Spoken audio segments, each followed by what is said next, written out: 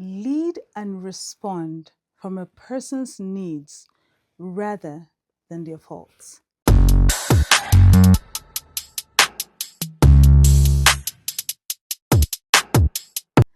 I was listening to something the other day, and someone said something along the lines of what I've just said.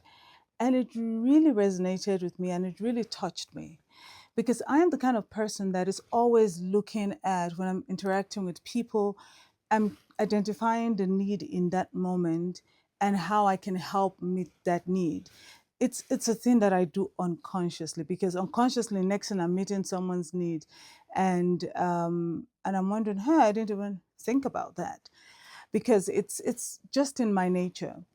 And it can get a bit exhausting for those of us who have the habit of actually looking at people's needs, meeting their needs, especially when they take it for granted. And let me tell you something, when even when you are leading and you are looking at people from their place of need, you can still judge them sometimes and you can still say, but why should I meet this need, why should I help this person with that need because they are XYZ. And I find myself in that situation quite often because I would say, oh, but this person technically they don't deserve that thing that I'm doing for them, even when they don't know that I'm doing it for them. I look at how they've treated me or how they're treating me or what they've done in the past or how they've treated somebody else. And I'm like, well, I shouldn't do that for them. And for the most part, I still do it. So, but, and this is why I have to remind myself all the time that I have to continually lead and look at people from a point of their need rather than assessing them from their faults or the mistakes that they've made. Because let's face it, I am not perfect. Like, if God had to judge me and not meet my needs and look at my mistakes, like, God is never ever going to do anything for me. So that's why it's so important for me that I try to channel that where I can. And even when, I've been in situations where someone said to me, and more than once, someone says, oh, yeah, but you didn't do this for me and you didn't have my back. And, there was a day someone said this, no, but she didn't have my back. And I was looking like, what now? Do you have any idea all the ways that I have had your back? I don't even have to say to you that I've had your back. In fact, you sitting there right now and being able to say I did not have your back is because I had your back. But we don't count that.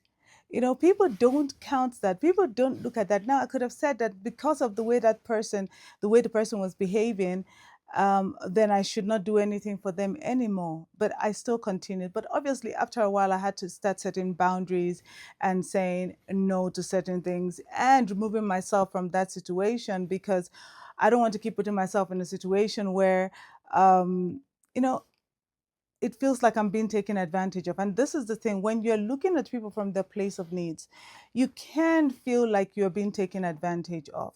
You can feel like you are being, you're being, sometimes it looks like you're being looked down on, but it comes down to being taken advantage of and and people not really being appreciative of what you are doing for them. But let me encourage you that it should not stop you. Because here is the thing, when you're helping somebody, yes, you're helping them with that need that they have. But in a roundabout way, you're doing it for yourself too. There is this fulfillment when you help people. There is this joy when you help people.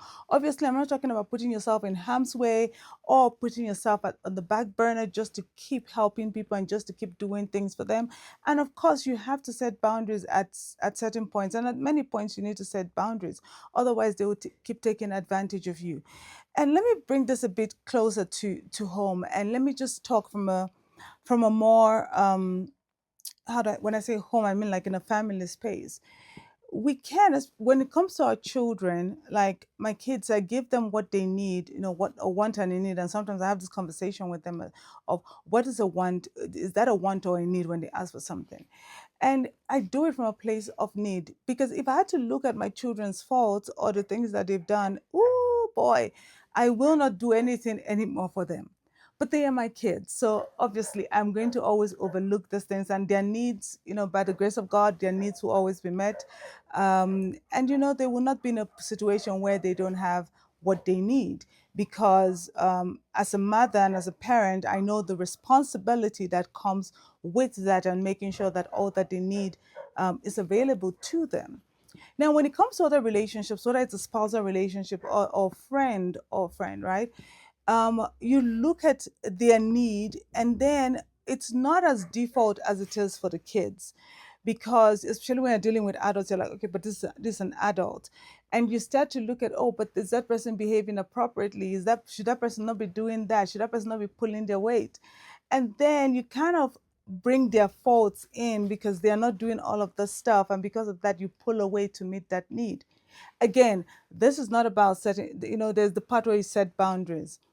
But what I'm trying to say is that even when you can recognize people's faults, even when you can see it, even when you know 1,000% that they are at fault, even when you see the wrongs that they are doing, I want you to also be able to see the need that they have.